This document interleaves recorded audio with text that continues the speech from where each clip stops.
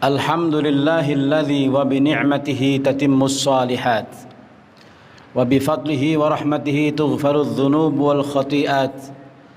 Asyhadu an la ilaha illallah rabbul bariyat wa asyhadu anna sayyidina wa maulana Muhammadan abduhu wa rasuluhu khairul makhluqat. Wassalatu wassalamu ala Rasulillah Sayyidina Muhammad ibni Abdillah wa ala alihi wa sahbihi wa man tabi'a hudahu wa alah. Ayuhal hadirun yarhamukumullah, usi nafsi wa iyyakum bitaqwallah faqad fazal muttaqun. Haitsu qala ta'ala fi kitabihil karim, a'udzu billahi minasy syaithanir rajim.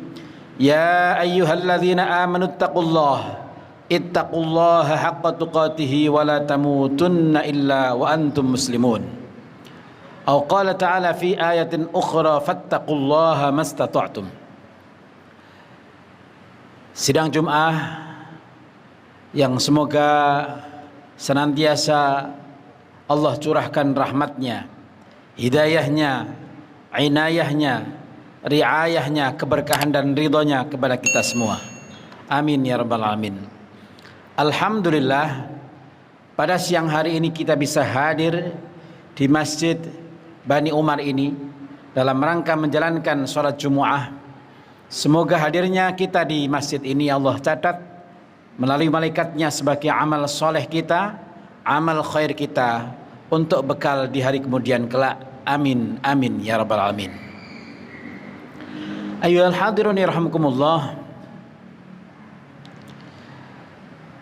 Perkenankan pada khutbah yang berbahagia ini, khatib menyampaikan sebuah tema khutbah yang khatib kasih judul 4 mutiara yang bisa sirna dengan datangnya 4 perkara.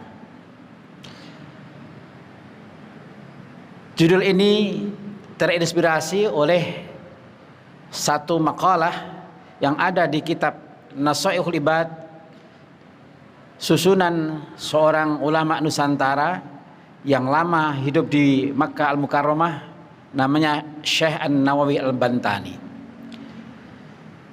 Beliau menyampaikan bahwa arba'atu jawahir fi jismi bani Adam. Ada 4 mutiara yang berada pada jasad Bani Adam.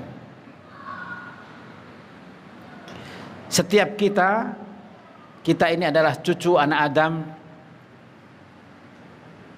Kita ini diberi 4 mutiara. Yang 4 mutiara ini kadang-kadang kita tidak sadari bahwa itu adalah potensi yang sangat besar sekali. Apa 4 mutiara yang ada pada diri kita itu? Yang pertama adalah al-aql, akal.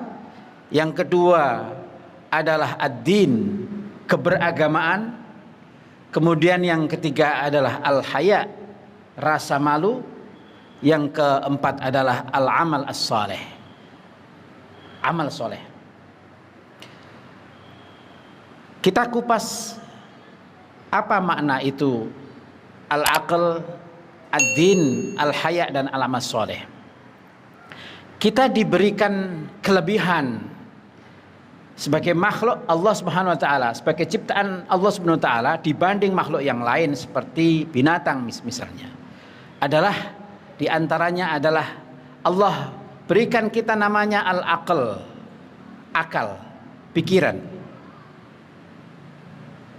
Kalau ada mengatakan, filosof mengatakan bahwa al-insan hayawanun natiq, manusia itu adalah hewan yang bisa berbicara, artinya berakal. tidak berlebihan, karena memang itu yang membedakan kita dengan makhluk seperti binatang. Dengan akal maka manusia bisa menghadirkan sesuatu yang sulit menjadi mudah, sesuatu yang tadinya jauh menjadi dekat, sesuatu yang tadinya tidak bisa menjadi bisa, sesuatu bahkan yang mestinya hanya bisa dihuni 1-2 orang, dengan karya manusia, dengan akal manusia, maka bisa ditempati oleh banyak orang. Masjid ini misalnya contohnya, ini adalah karya akal manusia. Sebegitu hebatnya manusia, seorang arsitek yang bisa membangun masjid yang sangat megah, berdiri kokoh, itu adalah kerja akal. Maka kemudian akal kita itu harus kita jaga dan rawat sedemikian rupa, agar supaya peradaban umat manusia itu semakin ke depan semakin maju. Tentunya peradaban ini yang menghantarkan kepada peradaban yang lebih maju, lebih baik adalah kerja akal manusia itu sendiri.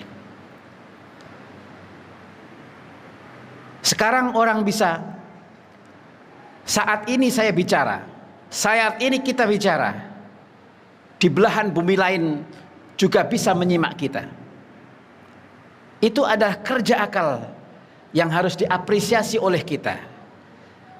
Kalau itu tidak kita gunakan sebagai umat Islam, maka kita akan tergilas oleh umat yang lain. Oleh karena itu maka akal ini harus kita rawat, kita jaga, dan kita optimalkan fungsinya. Ayyuhal hadirun rahimakumullah. Tetapi akal ini bisa sirna. Akal sehat manusia itu bisa sirna oleh yang namanya apa? Yang 4 hal tadi. Al-aql yuziluhu al-ghadab.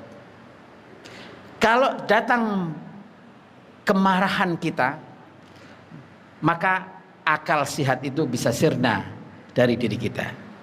Maka kemudian agama mengaturnya agar supaya akal itu bisa terjaga kemurniannya, bisa terjaga kelurusannya, maka kemudian kita harus menjaga yang namanya al-ghadab. Ghadab itu adalah ungkapan marah. Jadi marah-marah itu adalah bisa menghilangkan akal sehat kita. Maka salah satu tanda orang yang bisa masuk surga itu adalah al-muttaqin. Al-muttaqin itu ditandai yaitu al-kadhimin al-ghaidh. Di surah Al-Imran nanti bisa dicek di sana bahwa uiddat lil muttaqin, surga yang luasnya seukur langit dan bumi, itu diperuntukkan bagi orang yang bertakwa. Orang yang bertakwa itu salah tandanya adalah al-kadhimin al-ghaidh, yang mampu ngempet, menahan diri dari ungkapan marah. Karena orang itu kalau sudah marah, akal sehatnya akan hilang. Rasulullah mengingatkan kepada kita, la tahkum wa anta ghadban.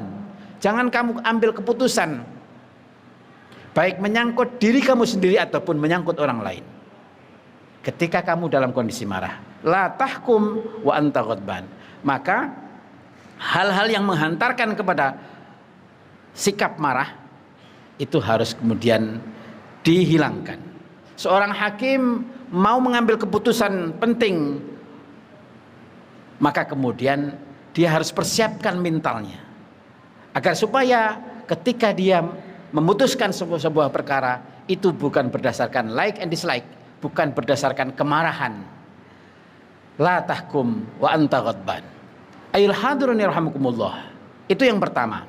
Jadi mutiara yang namanya akal bisa hilang, bisa sirna dari sisi kita dengan kemarahan yang tiba-tiba sering datang. Kenapa Allah ciptakan kemarahan? Sebetulnya gampang saja jawabnya, suka-suka Allah. Allah itu al-Jabbar, Allah itu al-Mutakabbir, yang al-Qadir, yang maha kuasa atas segala sesuatu. Dunia ini diciptakan saling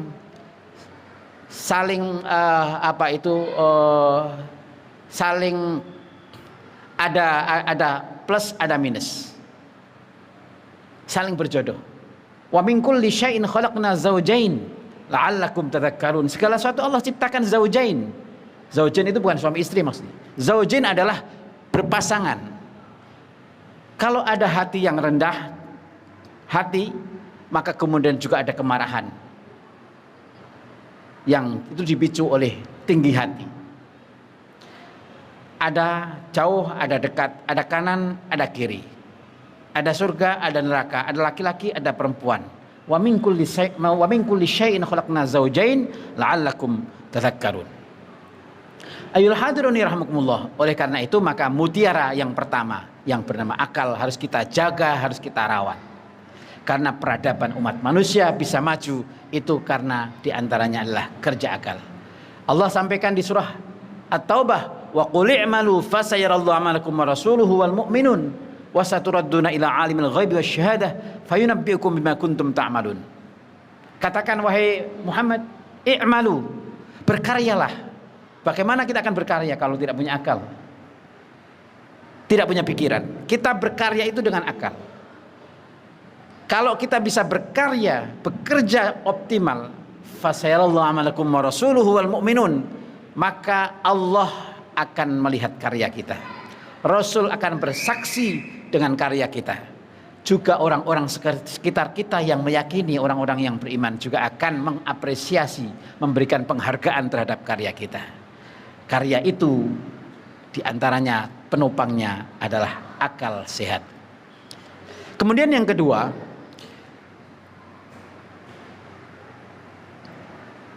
mutiara yang kedua yang Allah berikan kepada setiap umat manusia namanya ad-din.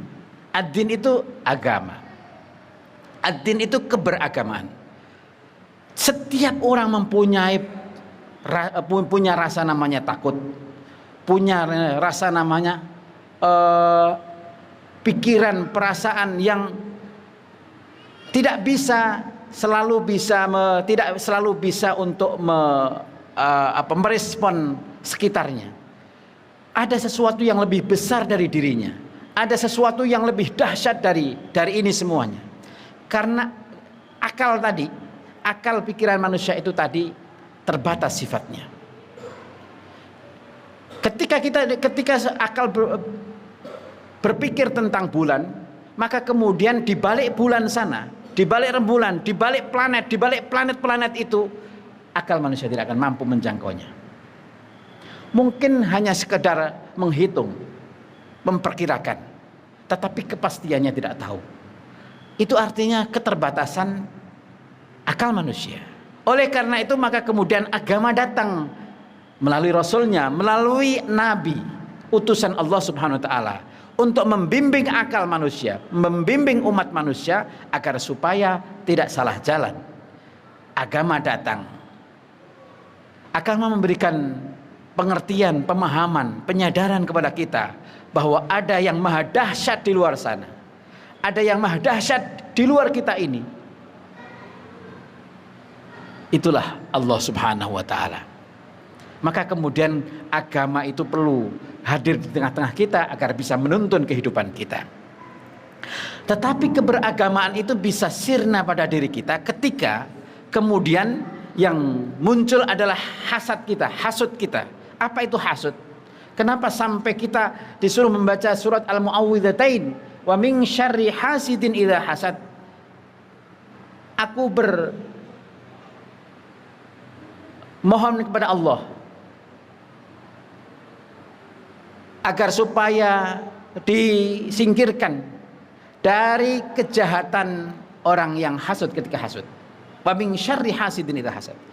Karena hasud itu artinya dengki. Kedengkian kita terhadap orang lain itu tidak menjadikan perbaikan diri dan lingkungan kita. Kedengkian kepada orang lain itu justru akan memperburuk kondisi kita. Agama mengajarkan kita agar supaya tidak hasud kepada orang lain. Maksudnya apa sih? Ketika tetangga kita, saudara kita, teman kita mendapatkan anugerah, mendapatkan nikmat, mendapatkan rezeki dari Allah Subhanahu wa taala, kemudian yang terbersit di dalam hati kita apa? Apakah kemudian kita menjadi dengki, kemudian kita menjadi iri yang kemudian menghantarkan kepada niat untuk agar supaya anugerah orang lain itu hilang dari sisinya. Itulah namanya hasad. Kata Rasulullah, iyyakum wal hasad fa innal hasad ya'kulul hasanat. Hati-hatilah dengan yang namanya kedengkian, karena kedengkian itu bisa memakan kebaikan. Kama ta'kulun nar al-hatab, seperti api memakan kayu bakar. Jadi dari sedikit. Itulah yang namanya al-hasad. Maka kemudian kita diajari oleh surat Al-Mu'awwidhatayn, yaitu surat Al-Falaq dan An-Nas, agar supaya kita bermohon dari Allah terhindar dari kejahatannya orang yang hasud ketika hasud. Orang hasud itu bisa dari hanya sekedar seperti itu, bisa sampai kepada menghilangkan nyawa orang. Itulah hasud. Ayul hadirun yarhamukumullah. Kemudian mutiara yang ketiga adalah al-haya. Al-haya adalah rasa malu. Rasa malu ini kenapa kok menjadi titik sentral? Sampai-sampai Rasulullah menyampaikan dalam sebuah hadis bahwa cabang keilmuan itu ada bid'un wa sittuna syu'batan. Ada yang mengatakan bid'un wa sab'una syu'batan. 76, 77, 78, 9 itu cabang keimanan. Nah, cabang keimanan itu salah satu yang disebut di situ adalah al-haya, rasa malu. Rasa malu ini dicantumkan bukan tanpa sebab. Karena nanti belakangan orang itu akan rasa malunya akan semakin menipis. Rasa malunya akan semakin menipis. Maka kemudian agama datang itu diantaranya adalah mengajarkan agar supaya kita punya rasa malu. Rasa malu itu dari hal-hal yang sangat sepele. Misalnya kita masuk masjid seperti ini, kita mau Jumatan pakai kaos oblong, kaos singlet, kira-kira seperti apa? Kalau ditinjau dari sisi fikih sah, asal dia menutup pusar sampai dengkul, sampai lutut sah. Tapi apakah pantas? Apakah layak? Apakah patut ketika menghadap Allah Subhanahu wa taala sebagai pencipta kita? Dari asas kepantasan, kepatutan itu adalah timbul dari sikap rasa malu kita. Kalau rasa malu ini hilang, kata Rasulullah, fa idza lam tastahyi fasna ma syi'ta. Kalau kamu sudah tidak punya rasa malu, maka lakukan apa yang kamu mau. Itu bukan berarti Rasulullah menyuruh kita melakukan apa saja, bukan. Itu gaya bahasa. Kalau kita sudah tidak punya rasa malu, maka terserah kamulah. Mau kamu tersungkur hidupnya, mau masuk neraka, itu urusan kamu. Maka kemudian rasa malu ini harus kita jaga. Karena orang sekarang rasa malu ini kenapa? Rasa malu itu bisa hilang dengan yang namanya at-tama. Mutiara rasa malu itu bisa hilang dengan sikap kita yang namanya tamak, mengharap lebih dari Allah yang sudah Allah berikan kepada kita. Gaya hidup orang sekarang baru level A, sudah kepinginnya level D, baru gajinya 10 juta, tapi kemudian gaya hidupnya sudah 20 juta bahkan 50 juta. Maka besar kemungkinan itu akan menggadaikan dirinya, menggadaikan harkat martabatnya, menggadaikan ilmunya, menggadaikan jasadnya. Berita di mana-mana seperti itu. Korupsi, orang menjual diri, itu karena rasa malunya hilang. Dan rasa malu itu hilang karena at-tama', keinginan yang berlebihan, yang melampaui kemampuan dirinya. Ayul hadirun rahimakumullah, yang terakhir adalah yang mutiara keempatnya yang kita punya, itu namanya al-amal as-soleh. Setiap manusia itu punya keinginan untuk berbuat amal soleh. Amal soleh sekecil apapun, Tetapi amal soleh ini juga bisa sirna, hilang ganjarannya tentunya, pahalanya, kalau kemudian yang kita lakukan adalah namanya ghibah. Ghibah itu artinya diomong-omongin, ngomong-ngomongin kejelekan orang, ngomong-ngomongin, ya akhirnya pemberian kita itu bil manni wal adha. Sudah kita berikan itu ya sudah seperti ketika kita sudah qadail hajat itu, sudah tidak usah diingat-ingat. Banyak di antara kita itu ketika sudah memberikan sesuatu kepada seseorang, kemudian seseorang itu tidak memberikan respon yang baik misalnya gitu, tidak nganut sama kita, kemudian apa yang dilakukan oleh kita? Ngundat-undat. Kita kemudian membongkar lagi kebaikan kita itu kepada orang lain. Nah, itu tidak bagus. Ayyuhal hadirun rahimakumullah, 4 mutiara ini mari kita jaga. Akal, agama, rasa malu, dan amal soleh. Karena 4 perkara yang lain juga sudah mengintip, yang itu juga ada pada diri kita. Semua adalah potensi, karena memang Allah ciptakan segala sesuatu itu berjodoh-jodohan. Mana yang lebih dominan, itu adalah tugas kita selaku manusia. Wa nafsi wa ma sawwaha fa'alhamaha fujuraha wa taqwaha. Allah memang ilhamkan dalam pada diri kita itu potensi fujur dan potensi takwa.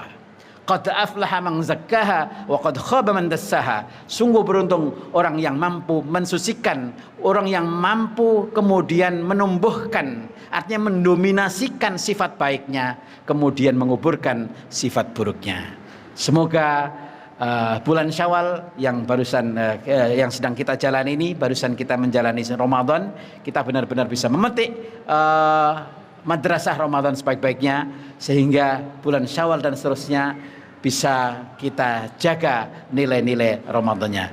Barakallahu li wa lakum fil Qur'anil azim wa nafa'ani wa iyyakum bima fihi minal ayati wa dzikril hakim. Aqul qawli hadza wa astaghfirullah li wa lakum wa lisairil muslimin wal muslimat fastaghfiruh innahu huwal ghafurur rahim.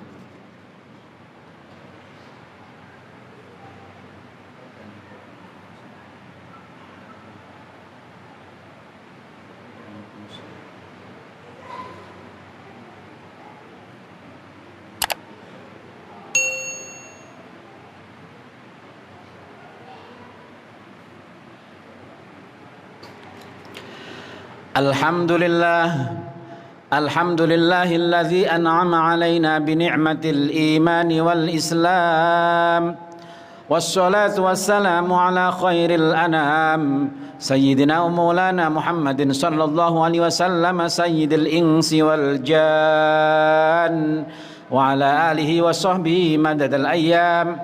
Ayyuhal hadiruna yarhamukumullah. أوصي نفسي وإياكم بتقوى الله فقد فاز المتقون حيث قال تعالى في كتابه الكريم أعوذ بالله من الشيطان الرجيم يا أيها الذين آمنوا اتقوا الله ولتنظر نفس ما قدمت لغد واتقوا الله إن الله خبير بما تعملون إن الله أمركم بدأ فيه بنفسه وثنى بملائكته بقدسه حيث قال تعالى في كتابه الكريم إن الله وملائكته يصلون على النبي يا أيها الذين آمنوا صلوا عليه وسلموا تسليما اللهم صل وسلم وبارك على سيدنا ومولانا محمد وعلى آل محمد وارض عن الخلفاء الراشدين المهديين سيدنا أبي بكر وسيدنا عمر وسيدنا عثمان وسيدنا علي